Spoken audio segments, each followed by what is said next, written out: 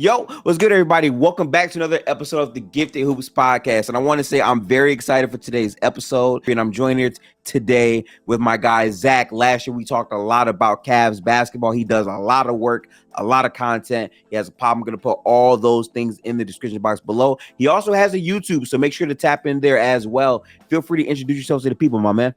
Yeah, Gifted. Thanks for bringing me back, man. Zach Weiss, for those that don't know, been a Cavs fan for 21 years. This is year 6 of Across the Cavs. And if you want to catch me outside of just basketball, the Zach with an H podcast was just launched a couple months ago, interviewing people from every walk of life, every background. We've already had authors, content creators, have had some commentators, journalists, musicians, comedians, getting to know their life. And if you're interested in coming on, DMs are open for that. But here to talk some Cavs basketball. You know, we out here, and we're 5 weeks away just about from the start of the NBA, and 2 weeks out from training camp, and preseason is 3 weeks out. We're getting close, man.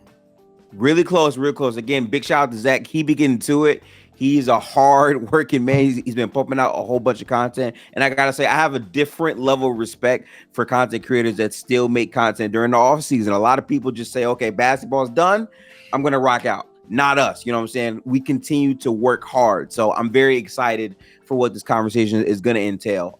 As far as this podcast, you can find us on Apple Podcasts and Spotify at Gifted Hoops. Also on the YouTube channel for our beautiful faces at Gifted Hoops. But without further ado, let's get right into it. Right, Zach? So let's do it. The Cleveland Cavaliers. I remember last year we talked about them and we were wondering like where they would rank in the Eastern Conference. The question mark about if Donovan Mitchell was going to resign or not. But before we get into those things, I think last year was a very interesting season from the Cavs. I remember early on we saw Garland and we also saw Mobley go down with massive injuries. And I remember a lot of people at that low point really felt like this Cavs team was not going to make the playoffs.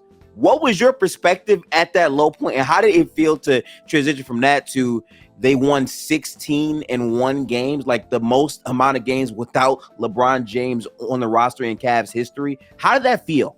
Yeah, that stretch, man, was incredible. And I think what it came down to was the offseason. They brought in Max Strus. They brought in George Niang. They brought in Tristan Thompson during that stretch to bring a bit of toughness. And it was a team effort. No one expected Sam Merrill to come out and become one of the best shooters in the NBA last year. He was invited to the three-point shootout, obviously couldn't make it. Donovan took his place and wore a Sam Merrill jersey on his back. It was just the level of respect, I think, among every player on that Cavs team was special. And, you know, I think that goes to the offseason that they had, to the cohesion that they had. And they were doing all this while JB Bickerstaff was kind of sort of on the hot seat in the early part of the season. So I think to go on one of those runs kind of just tells you that, you know, you're going to win championships because of your stars. You're going to have successful seasons because of the pieces that you have around you. I kind of felt like early on, it was weird because they were playing a bit 500-ish when they were healthy. Yep. And then their best stretch came when two of your key players got hurt. But I felt like the double down was really Donovan Mitchell establishing that true point guard identity with Jared Allen. I feel like that was a big part of why they were so successful. Jared Allen also improved a lot as a player. Defensively provided a lot of value for this Cavs team. And I feel like right after that, that's what really got the Cavs back.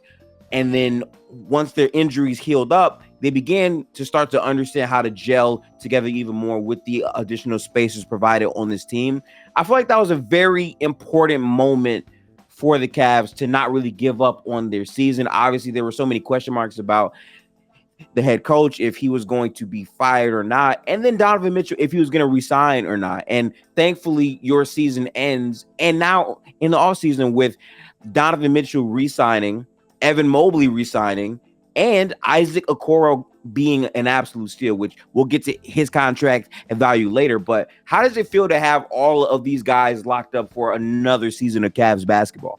Yeah, so I just want to start with all the best Cavs teams over the years have had lob threats. Larry Nance Sr. from Mark Price in the 80s into the 90s was massive for team success. Dellavedova and Kyrie were fantastic on lobs to Tristan, LeBron, JR to LeBron. That was a huge part of their game in those years.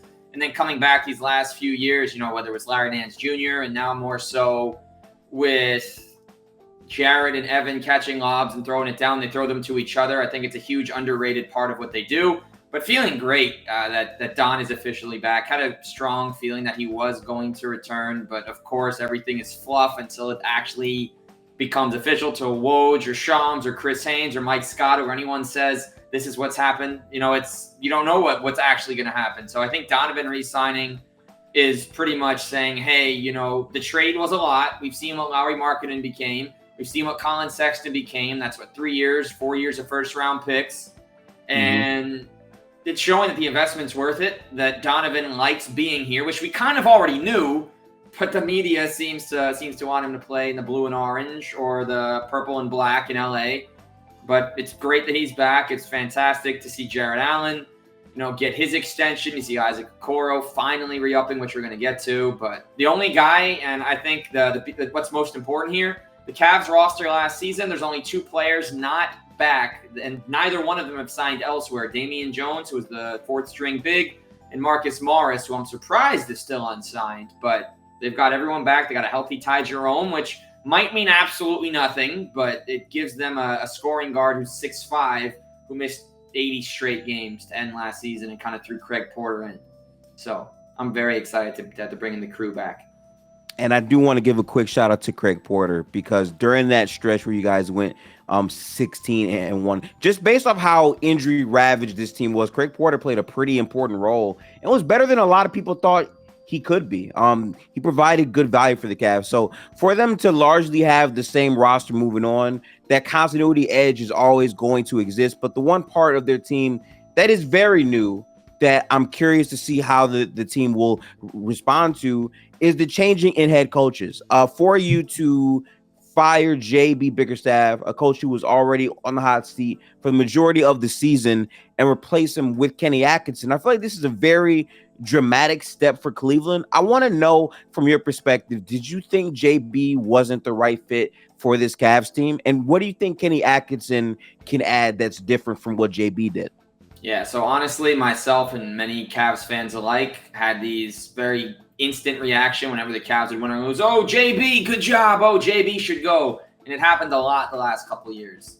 Because to me, JB in Cleveland was very similar to Brett Brown in Philadelphia, where you inherit a team that's losing a lot. Remember the John Beilein Slugs versus Thugs when he misspoke back. That was a crazy, that was crazy time too. That was the same team that JB inherited. He only got to coach 8 games before COVID stopped play for a while. And the Cavs are one of the 8 teams not good enough to join the bubble. So we come back the next season, and they did start to turn it up. They were 3-0 that year. Eventually Andre Drummond gets traded. Jared Allen comes in, and they work slowly from losing team lottery, where they got a Coro, up to play-in team, up to first-round exit, up to second-round exit, where the Sixers, were bad for a few years under Brett Brown, got their way into the playoffs, got their way into the second round a couple of times, but couldn't get past it. In the case of Cleveland, it was clear maybe that they just needed some more set plays that were not there. He jokingly said beginning of the season, I don't know what I'm doing here, and it became a meme template, and we started using it after things started to go down. Kenny's great. I think what the Cavs have is a very interesting personnel group. And if you watch Kenny Atkinson when he was in Brooklyn, he took that underrated team with Jared Dudley and D'Angelo Russell during his All-Star season, and Dinwiddie and all these guys. Karras was there, so he's got the familiarity with Karras and Fro. He was good, and he was an assistant with the Warriors. He had taken a Hornets job. He said, never mind, backed out. So thankfully, that's how the Cavs ended up getting him later. But the Warriors had a very interesting rotation last year. Anyone that watched them knows that it was going to change every night. They went 11 or 12 deep, oftentimes. So I'm excited that he knows how to be creative, that he might make some matchup-based decisions instead of a set rotation. I like Kenny a lot. The Warriors have had some interesting years, but he was there for the highs. He replaced Mike Brown when he went to Sacramento. So I'm pumped. I like Kenny. I like that they actually have an offensive coach, and I think that Darius Garland is going to have the bounce-back season now that he's healthy, now that his jaw's back to normal, and he lost a lot of muscle last year from that injury. So I'm excited to see what he's like at full strength again. Yeah, I think Kenny Atkinson is an interesting fit for this team because I think he is pretty good at development. I think he's like a coach that's meant for younger teams that are trying to build up a blueprint. And for the Nets, ironically, before KD and Kyrie signed, he was doing that role until he was unfortunately replaced with a worst head coach, Yeah. ironically. I think for the Warriors, he also did some good work last year as well. Obviously, as a Warriors fan, I watched a ton of the games. There was a lot of unsureness about what the lineups and roster were going to be, but I thought Kenny Atkinson, in terms of what he could provide as an assistant coach, gave us great value. I think being back in this full head coach role for Cleveland is good because I feel like some of the cleaner details with lineups and really maximizing players offensively, I feel like JB really struggled with that at times. I think Kenny can be a breath of fresh air in that direction.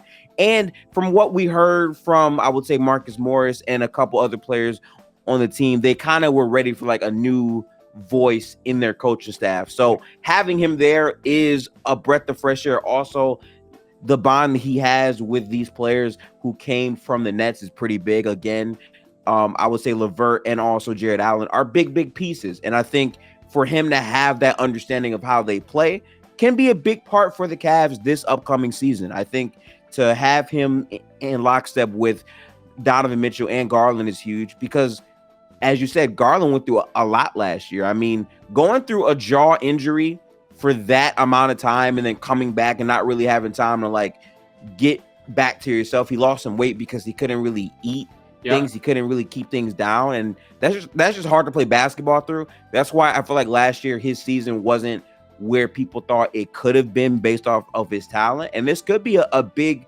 bounce back season for him. I'll never forget in the playoffs versus the Knicks, you saw Darius Garland having moments where he was the best player on this team in terms of how he played. So getting that version of Garland back with a more aggressive Donovan Mitchell, who last year as a ball handler did so much for the Cavs, could be a big thing for them in this upcoming 2025 season. Yeah, and I think people also forget that Darius Garland was an all-star just 3 seasons. I guess it's been a minute now, but 3 seasons ago, he made it to the all-star game. He was a 20-point, 7-assist guy. That was pre-done. The first year of them together when he was healthy, they looked really good next to one another.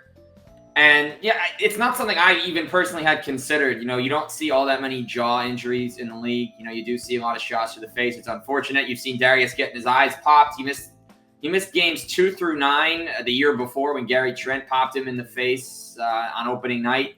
Things happen, injuries happen. It stinks, but this is very different. And even then, he was decent, but you saw his finishing ability in the lane was horrible because he lost all that muscle. It's a very physical league. You're seeing some unbelievable bigs and shot blockers in the game now. And the fact that he's going to come back full strength, there were the rumors that they might try and split them up. The 2 guards, 2 bigs might not be the way to go, but they invested in Jared Allen in a long-term extension. They have him now, for 5 more years. He has 2 years on his current deal. Plus another 3. They re-upped Darius. Donovan is staying. So the whole crew is here. They got a Coro back. The big question for them is really going to come down to the forward spot. Will Jalen Tyson step into some minutes? Can Dean Wade stay healthy? Will George Niang still have a role? Can Max Strus play a little more consistently? Right, because his touches can kind of change. What's Isaac's role? What's the backup point guard? Will it just be Donovan? Will Craig get minutes again? Will Ty Jerome come back in after he was the backup for only 2 games? So obviously he has experience with Kenny and Golden State as well. So very curious to see how things go. Just a lot of questions now, right? What's going to happen? What's this? What's that? That I think are going to get answered pretty quickly once things get going. I think that the question for the Cavs that I still have is what the balance is between what they want their identity to be and what their best identity is. And I think that this is an interesting question to be in the place of Kenny Atkinson, who is taking over a new team, because with the new head coach comes, I would say a complete removal of ego, in the sense that he's never coached the Cavs before. So how things were before doesn't really matter when it comes down to Kenny Atkinson and how he will want to create new schemes and new ways to maximize all the players on this team.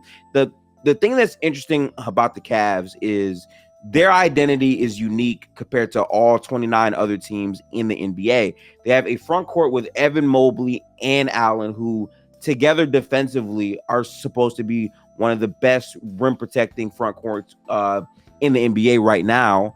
But there's a lot of data to suggest that sometimes their best lineups are when the bigs are not together. And maybe that's because offensively the spacing is still in question.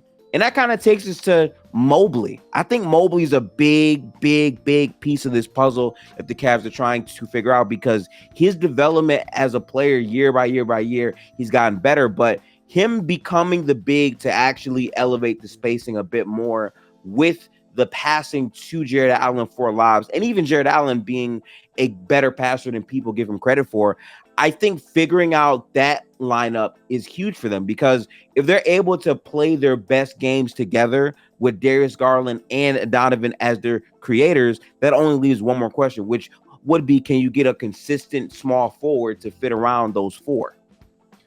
And arguments can be made for a number of guys on this roster. Different games last year saw different players have wild performances. When Dean Wade went small ball 5 and scored 20 points in the fourth quarter against the Celtics, a guy that was averaging 4 a game coming in. He had Travis Kelce going loco in Cleveland that night, an incredible win against the eventual NBA champions. You know, you saw, even though he had some poor performance over the course of the year, probably not the candidate to be a 3, especially as a starter, but George Niang certainly valued a lot lower now. Had a 30-point game against the Bucks. He had some other strong ones. I see 3 players that are potential starters in that spot for the course of the season. Of course, it's Max Strus. He's making $17 million a year. He did have a strong season. He had the shot against Dallas. He had a number of heat checks. He had a few 20. That was a crazy quarter, by the way. 5 threes in the last 3 minutes of the game. Wow. And then Donovan wasn't even on the court at the end there. So it was Max Strus was the option. He took the shot. He buried it. You got Jalen Tyson, about 6'5", 6'6", new wing for them. Brings a lot to the table. He saw a nice performance in the Summer League. Strong rebounder, can get inside. And you always have the odds of the Okoro fallback option. He started over 200 games in the last 4 years. He's a top-tier defender. His shooting has gotten better. It's still not perfect. He'll have games where it's not there, but at least he keeps defenses honest. Both he and Strus, to me, play slightly different. It's just offensively speaking, Okoro is more likely to go to the corner and give you an occasional slash. Strus is a lot more active in motion. You see him set a lot of screens to free up other guys. I think he's a better rebounder. But he is best as a 2. So I think we'll see how the minutes change under Kenny versus JB. They did re-sign Okoro. Clearly, Kenny made it known to the front office, we can't wait any longer. Just bring him back already. So I guess we'll find out, right? Who that? I don't have a personal answer. Amani Bates certainly not that guy yet. I think Luke Travers brings an interesting dynamic, but we're only going to see him if injuries happen. My hope was originally a standard contract, but looking at who they hadn't yet brought back, they still have 1 roster spot remaining. So we'll see if they fill that with an Exhibit 10 into training camp and then someone takes it, or they leave it open for an early season signing. But we'll see. We'll see how things go. I do think Travers will have some role over the course of the year. He played with Dellavedova in the NBL, who I think has been in his ear a lot. They've had some public conversations. He said how much Delly was, and Cleveland's great. Now he's here. So another Aussie down under in the land. Yeah, I really think that the small forward spot is going to have to be filled by committee. I don't think that there's just a consistent runaway guy who could be that.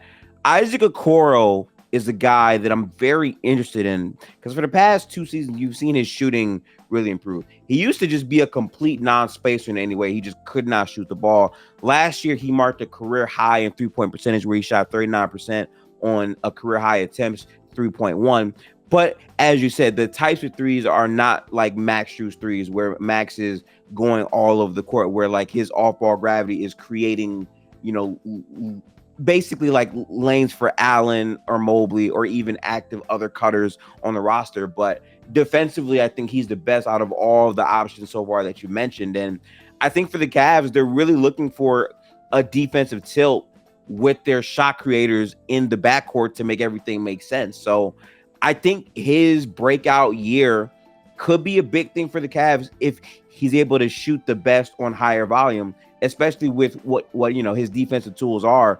I feel like it's an interesting spot for him because he got signed back to a pretty good contract. And I think the new CBA, as you know, makes it very hard to keep players on your roster. This is a great deal to sign under the new CBA with all the new money that's coming in as well. I think the Cavs got pretty good value back for that.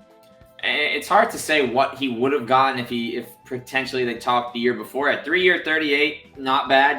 He was a top 5 pick, didn't play like a top 5 pick, but then again, you're only as good really as the opportunity you're given, because you see plenty of high draft picks that bust because they don't get chances. Remember back when Hasheem Thabeet was a number 2 overall pick in 2009 behind Marc Gasol, who had literally just gotten there, who was your centerpiece in a Pau Gasol trade, who had been your centerpiece for 7 years. And because he's right there, he has no opportunity to play. You just see some teams that just don't make the right pick.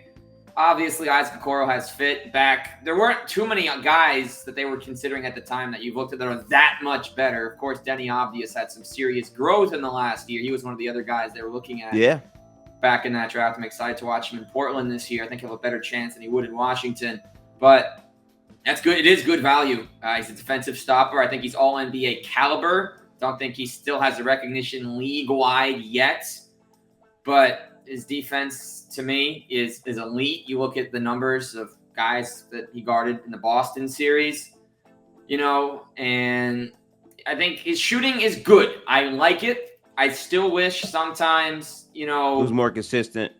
More consistent, just less shy. It's okay to miss a couple. When you get down to the last couple minutes of a game and he's the one on the court, I think you think differently. But until you get to that 5-minute crunch time, just play with confidence. Because if you play with confidence, everyone else will be confident around you. We know what he can do in transition. The Cavs have always had these wings that can score in transition.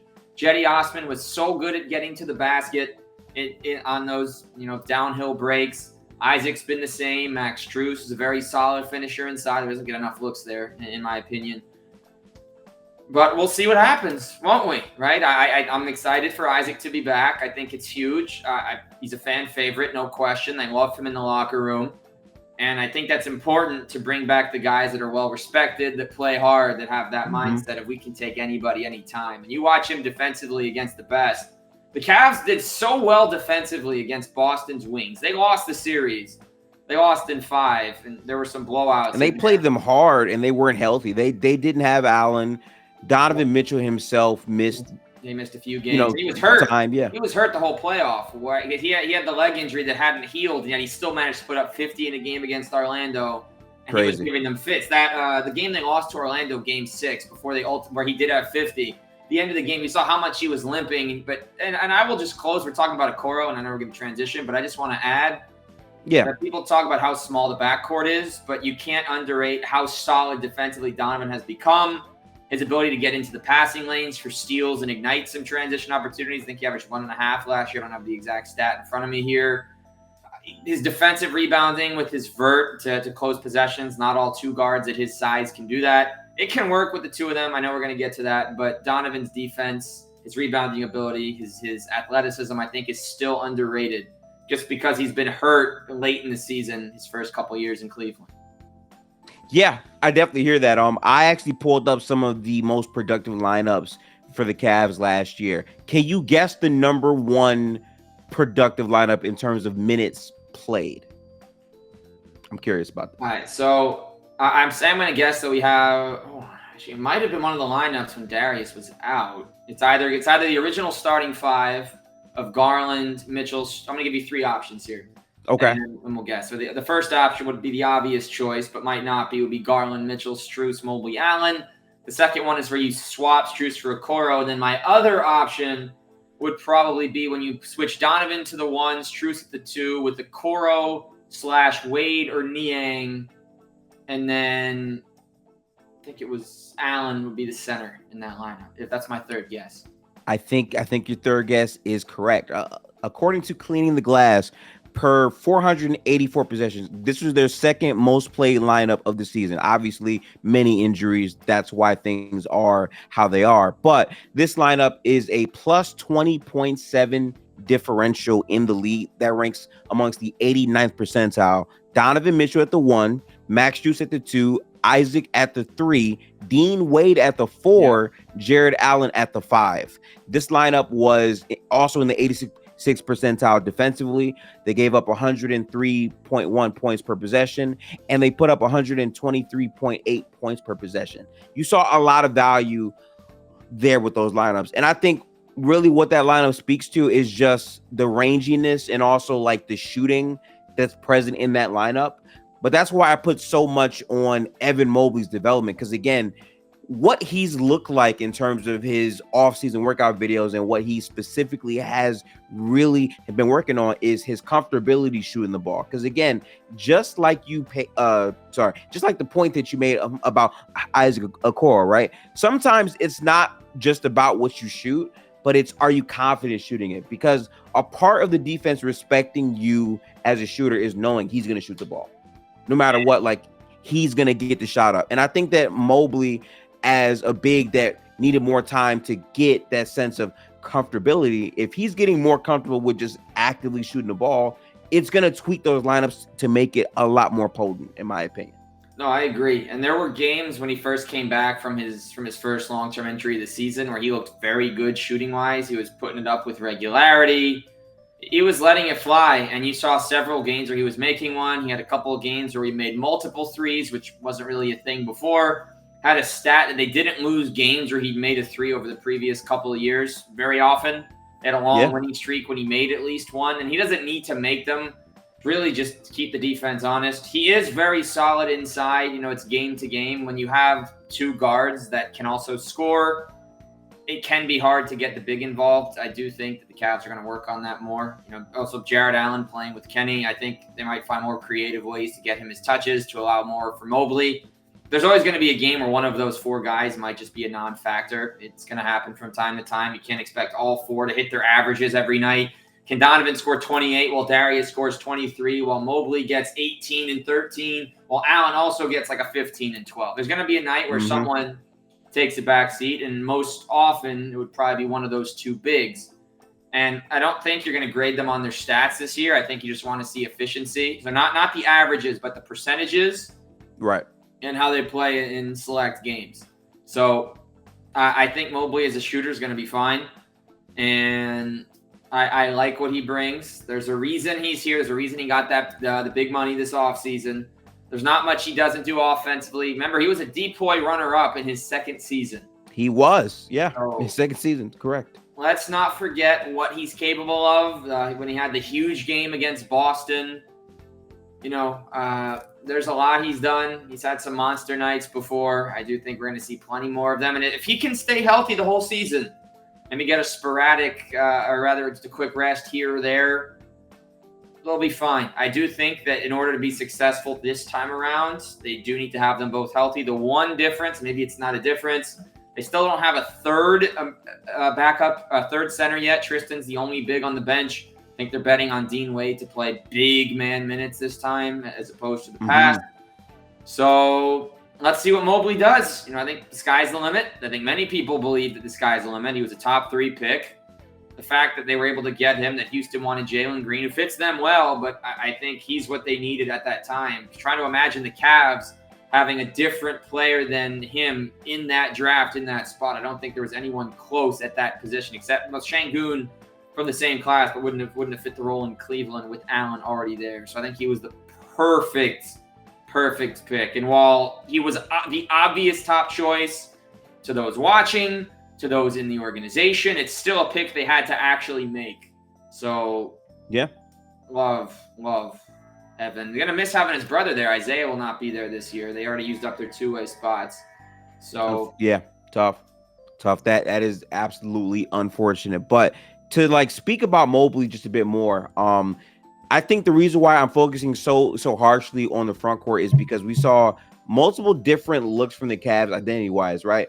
You have the Donovan Mitchell point guard-led Cavs with Allen, who were very, very productive as a 2-man game. But Mobley's most productive lineup, according to the numbers in volume, he was the 5. It was Garland at the 1, Levert at the 2, Okoro at the 3, Georges Niang at the 4, and Mobley at the 5. And again, this lineup was plus 22.5 in overall differential, and it was 89th percentile defensively. I feel like there's moments where you're seeing Mobley make that stretch to become a guy that can actually play the 5 a bit more than before in prior seasons. I feel like a lot of that is just him becoming stronger, because as a defender, the reason why he almost won a defensive player of the year is his discipline defensively. He knows how to not consistently get into high foul trouble. He doesn't really chase blocks as much, and him as a rim deterrent is a pretty big thing for the Cavs. I just think that you want to see that peak value of him really shine with Allen just a bit more. And I think the only step forward for Mobley might just be being more of a vocal leader. We don't know what happens behind the scenes, but he does seem to be very soft-spoken when he's on the court. Just maybe says he's a quiet speaking voice. But yeah, his defensive ability, the way he avoids foul trouble, protects the rim with such great regularity and such consistency for Cleveland. I don't know necessarily that you'll always need him or need Allen to be out at the end of games. Maybe you could go matchup based to allow for better floor spacing and an extra perimeter defender, so that's not always going to be the case. But they share the court very nicely together. They complement one another. We've seen the lob game between the two of them, come a long way, but they've had a pretty highly ranked defense these last few years with the two of them together. Most teams have gone away from it. Very curious to see how OKC functions, because they're now going double bigs. Chet's now going to be a power forward, with Hartenstein being a full-time starting center coming into a season for the first time in his career. So maybe, honestly, both of these teams are going to pull a lot from one another, because Hartenstein's a little less of a rim runner than Allen, slightly less rim protection, but he's got a floater that Allen, well, they're similar games. Hartenstein probably a step below Jared Allen slightly on the center scale. Of course, they had to pay the big bucks to get him out of New York, offer the same contract. But I think both teams can kind of pull from one another, because you have a stretch. Chet is more of a definitive stretch 4, where Evan is still working a little bit on the outside shot. And then you got clear-cut 5s, Hartenstein and Allen. So curious to see how both teams, especially OKC with their first year, how they close games now. Giddey's also gone. They got Caruso in his place. So I'm very curious to see how their rotations change, and if these teams watch film of each other for inspiration over the course of the year. Yeah, it's funny because honestly, when we think about it, OKC is probably the closest team that has that in common. A lot of people are unsure of what OKC is going to do, because their most productive lineups last year had Chet as their 5-man. And if you put Hartenstein at the 4, there's moments and places where that could work. I think their main bet is their rebounding problems with both Chet and also Hartenstein on the floor should be able to improve, especially with Hartenstein's value as a good connective passer as well. Just gives them a bit more value. I think for the Cavs, the connective passing between Mobley and also Jared Allen has been a big, big improvement. And again, in the pick and roll, Jared Allen and Donovan Mitchell last year were one of the best pick and rolls in the league for the entire season. So just seeing that stuff really translate a bit better is key. But we spent a lot of time on the front court. I want to get to the back court, because this is something that I'm super interested in, right? Because I think Donovan Mitchell had the most point guard season of his career as a guard in the NBA. He got hurt, yes, but when healthy, the level of playmaking and overall decision-making he had was a lot better than his prior campaigns. And obviously that puts Garland in a tough spot, because I think he's also a better player with the ball in his hands. Even though he can still play off ball, it felt like Donovan Mitchell as a decision maker was the key to this Cavs team having real success. And we also saw how that played out in the playoffs as well. My question is, what do you think the role for Garland is going to be fitting around Donovan Mitchell? Do you think that Kenny Atkinson is going to more so try to cater to Donovan Mitchell's strength as a player? What were you impressed by last season with that? Well, I think in regards to Donovan, I do think he's at his best with the ball in his hands. He's fine as a cutter. You can catch him running around, give his little catch and shoot, get him a screen. He's got the step back. When the ball is in his hands inside 30 feet, there are a few players in the league I'd rather have on my team. His ability to get to the cup, to finish in traffic. Obviously Steph is the king of the trampoline layups off the hot top of the backboard. We've seen Donovan have a very impressive finishing ability inside. To me, it's interesting because there aren't that many comparisons of these two guards that are ball dominant playing next to point guards. The closest thing will be James Harden, but he really never shared much with a ball dominant point guard. He did have that 1 year with Russ in Houston, and then he had the 2 years with CP3. Although they were both still kind of on the ball. I don't know that there's a comparison to make, but I think Donovan, you mentioned 6 assists a game was a career high for him, and just to finish on the steals, it was 1.8 steals a game, so above the 1.5 I had mentioned. There wasn't much I didn't like.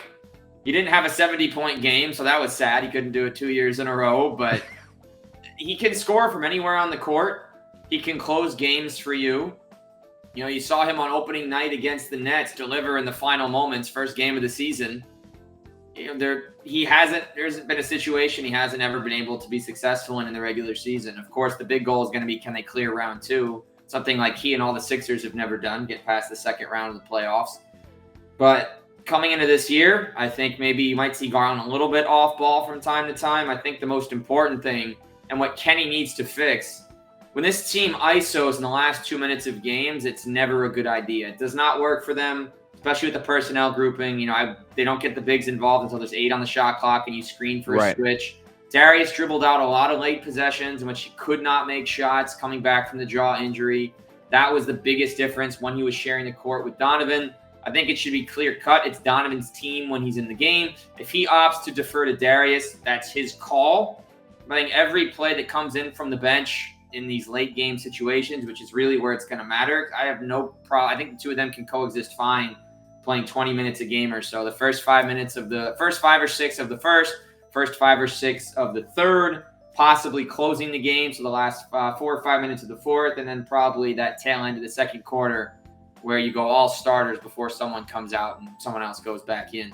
But they can share the court fine. Darius, for some reason, the only name I'm thinking of is probably wrong would be D'Lo, who plays with a ball-dominant LeBron. Has his moments to be efficient, has his off games, but we've seen when he's been good on offense, he's been good. So he's someone that kind of like Darius likes that ISO ball. He's got the handle, a little step-back action. A lot of questions are going to be answered because it's going to be a brand-new system. It's not what it was before.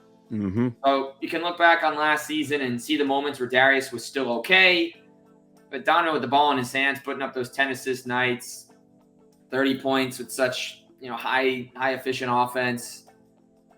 Saying, I know I'm ending a lot of these statements with questions like, oh, we'll see what happens. But I do think, right, with a new group and a new coach, that they do have to be answered. I think we're going to learn in preseason when they get their small amount of minutes together, when they play opening night in Toronto.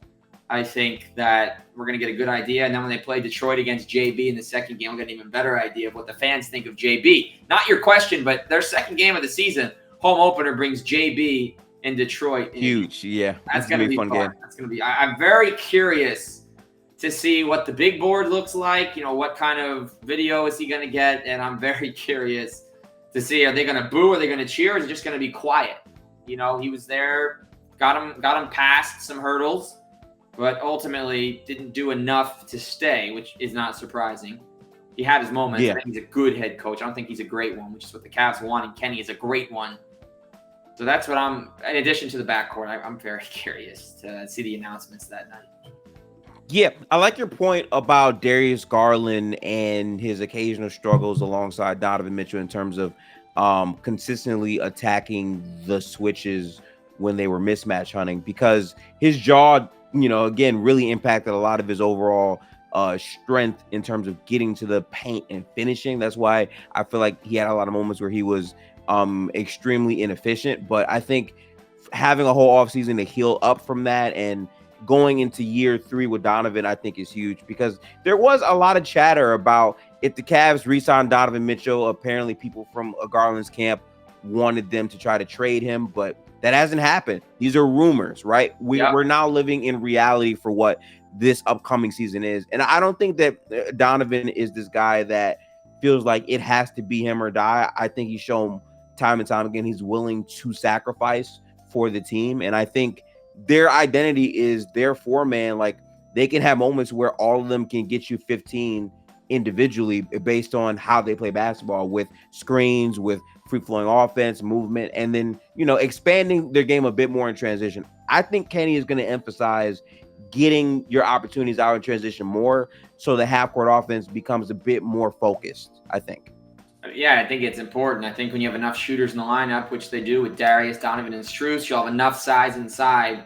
They're going to have so many different ways to open up the court. And I just think they didn't have proper sets. They did not run any really great offensive sets. A lot of the good stuff they did last year, probably just off basic pick and pop, pick and roll. There was some off-ball stuff for Strus. I think we're going to get more consistent touches for him.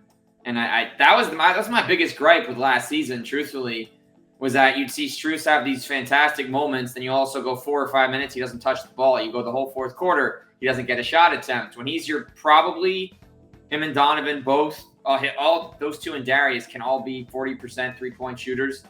Given the right volume and the right opportunities.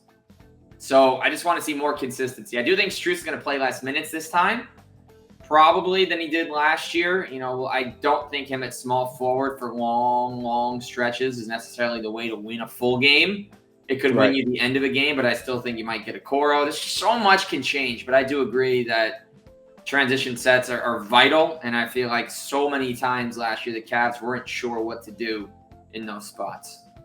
Yeah, I also kept saying this too. Like, I think having a bit more creativity off the ball with the bigs, like having more off-ball screens when Donovan has the ball and then Garland's off the ball, like using these shooters actively as off-ball runners with Donovan or Garland on the floor, to me makes a lot of sense to just create chaos and then create actions that get you going towards the basket just a bit more. Having it to be like it's more so standstill in spots, to me, isn't great consistent offense. So running better sense to utilize those skill sets and work with what you have, to me, is a big part of what's going to make this first season from Kenny Atkinson either really good or not great.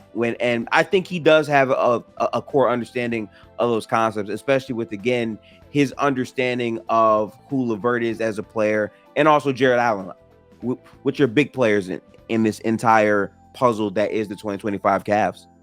Yeah, and I'm also curious about Karras, what his role winds up being, because he's always at his best when one of Darius or Donovan are not playing.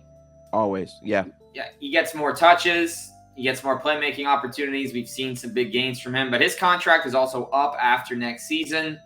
So I wouldn't be shocked to see if he gets moved, just because someone's going to have to get moved. And you feel like he's probably not getting re-signed after the season, unless he's having some insane breakout. He's been close to 6th Man of the Year finalist a couple of times. But when push comes to shove, you don't know that he's their closer. They used him as the de facto extra guy against the Knicks. Okoro couldn't score. They put LeVert into the starting lineup instead in that series. It did not work. He does not work as a starter in that situation because he needs the ball. But he's also playing with Kenny now.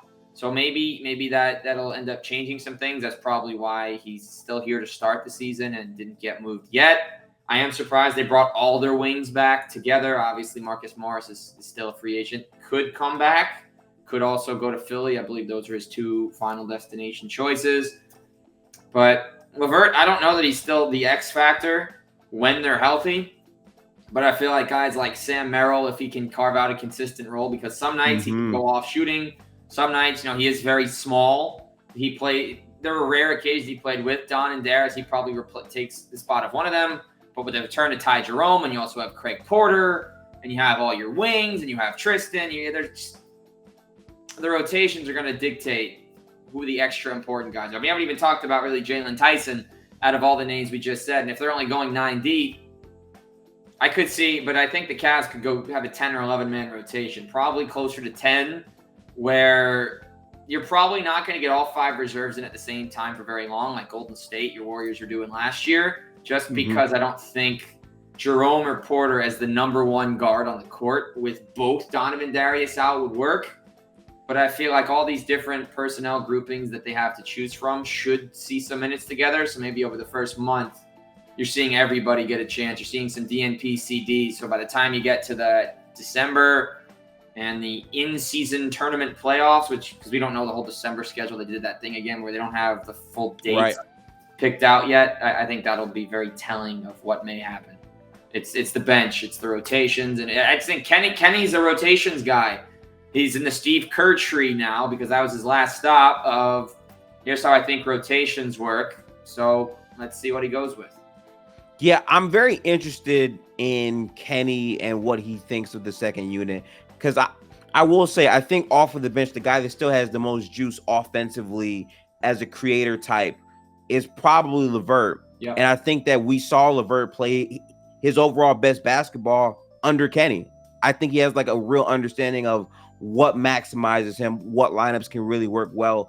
And if he's able to be like that de facto six man legitimately, that buys Garland more time for rest. That buys even Donovan Mitchell more time for rest. And then it gives the Cavs a bit more flexibility to have another guy who can shoot the ball. Because Vert can definitely create his own shot off the bounce. And this roster doesn't have a lot of guys who can just go get you a basket off of the dribble. If it's in standard isolation sets or even in empty corner, I would say pick and rolls, right? He's the guy that can do that and fit that skill set. But the leveraging of that with the defensive focus from the Cavs, which is always won them the most games, their defense is going to be interesting to see how he juggles both of those realities, which again makes the Cavs such an interesting team to look at in the Eastern Conference, which, you know, does take us to your thoughts on the new and improved Eastern Conference. Every year in the West and the East, things change.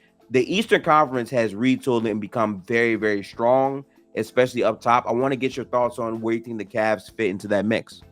Yeah, this will be my first time saying it out loud in a recorded fashion. I've had a few conversations with some folks, but this is the first time we're getting these thoughts out in front.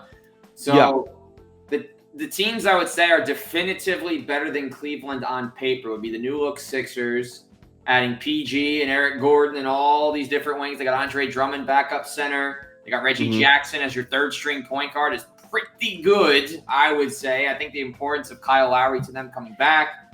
You know, they got a more defensive-oriented lineup here and there. The wing position, I'm curious to see Gershon Yabusele. I loved watching him in the Olympics. I watched most of the FIBA games in the summer, so very excited to see him back in the league as a former high first-round pick. I still think the Bucks are above. You know, they got a little worse. They haven't lost anybody incredible. I do think Pat Bev's absence will be felt from his second-half impacts. He's replaced by DeLon Wright. They brought in Gary Trent, who has his moments, but certainly has his down moments. Same with Taurean Prince, a former Cav. I think the Bucks are ahead. I think the Sixers are ahead. I think the Celtics. There's no question. I can't make any arguments that. I said the Cavs are better than Boston pre-Holiday acquisition and pre-Porzingis last year before the season, but that put them way over the top.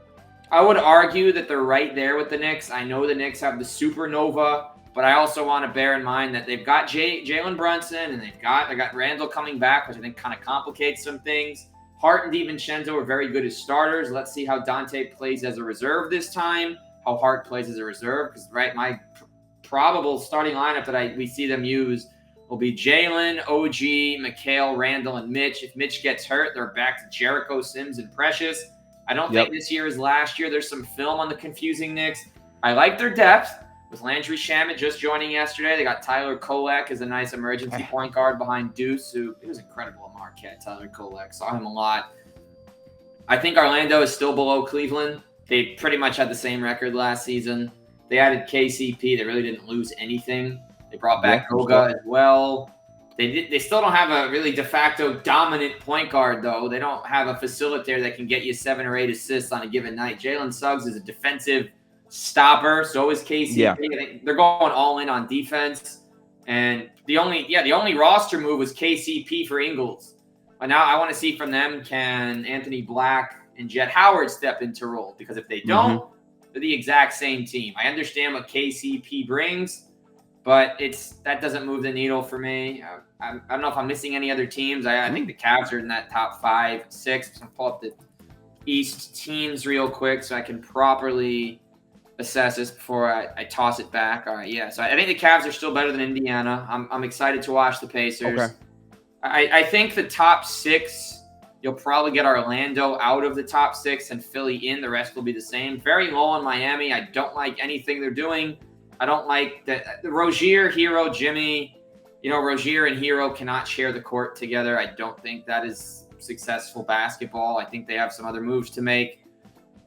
There's no other team. I'm looking at this list. You know, I think of all the teams that were out of the top 10 last year, the only team I could see vaulting in would honestly possibly be Detroit or Toronto. But they're not a threat to Cleveland in the immediate because the Cavs will probably not be top 3. I still think Philly, Milwaukee, Boston in some order. It would be a shocker unless PG and Embiid have injuries all year. So I put the Cavs probably in that 4-5 with the Knicks. Hopefully that's not a first-round matchup. Do not want that. Please no. Please no. Round 2? No? Round 2? No. It almost happened last year, man. It was pretty close to happening again. Yeah, it was close. And the Cavs, some teams, Bucks lost on purpose to finish differently, which led to the Cavs end up playing the Magic.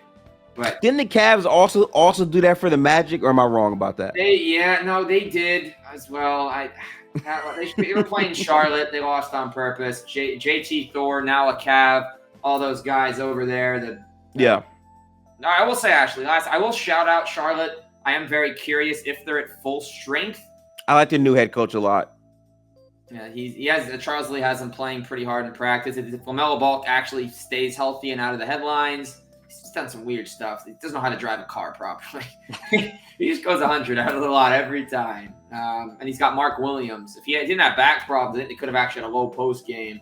Miles Bridges obviously has his off-court stuff, but the player version of Miles Bridges showed a lot of growth in his return after missing a season.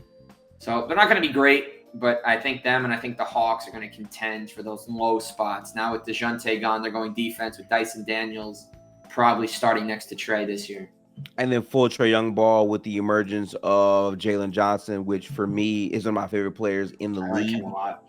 I like him a lot. So it wouldn't surprise me if the Hawks are better than they were last year just because of having a clear identity. Trae Young, defense, Jalen Johnson. So I'm curious about that, but yeah, I think the Cavs are definitely in the 4 to 5 range. I don't think that's really crazy to say. Orlando's interesting to me as the team that could upset the Cavs, just based on their defensive tilt, because Orlando has a real chance to be a number 1 defense in the entire league. The question is, can they get to good relevance offensively? I think that's where you see the real separator between the Cavs and Orlando be. Like, they don't have the point guard play that the Cavs do, but defensively, they do have probably one of the most versatile rosters in the league. And if that's going to be their identity to wins, health is going to impact a lot of that. Also, Paolo really becoming like that true superstar type of player. Franz having a bounce back year, played pretty well overseas in FIBA. So just seeing how those identities clash with KCP as a movement spacer who can also play defense. I think KCP can be a needle mover, considering the fact that they never had a shooter like that with Franz and Paolo. How he can impact those lineups and their rotations are pretty important. But I think the Cavs being in that role makes a ton of sense. I'm wondering what the expectations from your perspective are right now this season for the Cavs. Can you repeat the question one more time? I'm sorry, Gifted. Yeah, sure. What are your expectations overall since you've given the seeding area for the Cavs? What do you expect from them this year in totality?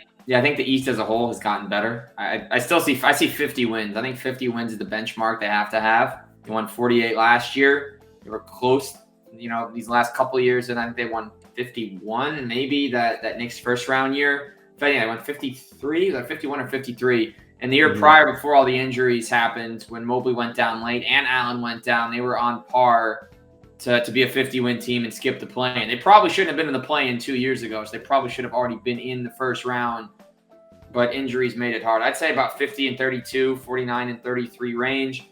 That Magic team is definitely going to be tricky defensively. I'm still curious about their health. A lot of those guys have had injuries. Let's see if Jalen Suggs can stay on the court all season. Jonathan Isaac had played 11 games over 3 years combined before coming back and playing 58 and playing a key role in the first round series. They're giving him a lot of money. The way his contract is about $25 million for 2 years, and then it drops in money every year just because you don't know what he's going to have left. I still think the center position for them is a massive weakness. Wendell Carter's not the player he was a couple years ago. They get almost no production.